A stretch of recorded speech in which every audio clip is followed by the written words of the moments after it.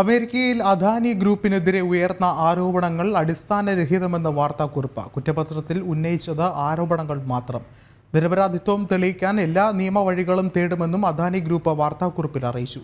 അമേരിക്കയിൽ സൗരോർജ്ജ കരാറുകൾ ഉറപ്പാക്കാൻ ഇന്ത്യൻ ഉദ്യോഗസ്ഥർക്ക് കൈക്കൂലി നൽകിയെന്നാണ് അദാനി ഗ്രൂപ്പിനെതിരെ ഉയർന്നുവന്ന ആരോപണം.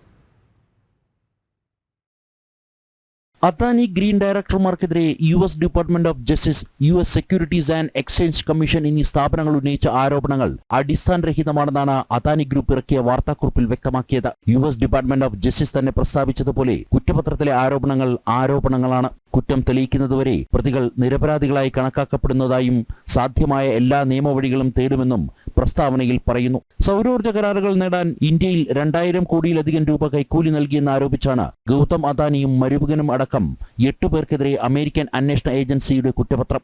അമേരിക്കയിൽ നിന്ന് അദാനിയുടെ കമ്പനി നിക്ഷേപം സ്വീകരിച്ചത് കൈക്കൂലി വഴി നേടിയ കരാറുകൾ കാണിച്ചാണെന്നാണ് കുറ്റപത്രത്തിൽ പറയുന്നത്.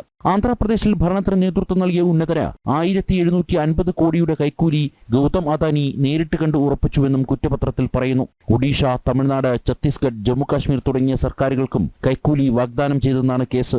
2023 തുടങ്ങിയ അന്വേഷണത്തിനൊടുവിലാണ് അദാനിക്കെതിരെ അമേരിക്കൻ അന്വേഷണ ഏജൻസിയായ FBI കുറ്റപത്രം നൽകിയിരിക്കുന്നത്. മൗറീഷ്യസ് ആസ്ഥാനമായുള്ള ഉപകമ്പനി വഴി അദാനി അമേരിക്കൻ ഓഹരി വിപണിയിൽ നിന്ന് നിക്ഷേപം സ്വീകരിച്ചിരുന്നു. സംസ്ഥാന സർക്കാരുകളിൽ നിന്നും സൗരോർജ്ജ കരാറുകൾ കിട്ടിയെന്ന് കാണിച്ചാണ് അമേരിക്കൻ നിക്ഷേപം സ്വീകരിച്ചത്. കൈക്കൂലിയിലൂടെ കരാർ ഉറപ്പിച്ചത് അമേരിക്കൻ നിക്ഷേപകരെ കബളിപ്പിക്കലാണെന്ന് ചൂണ്ടിക്കാട്ടിയാണ് US കോടതിയിൽ നിയമ പോരാട്ടം ആരംഭിച്ചത്. ജനം, ഡൽഹി.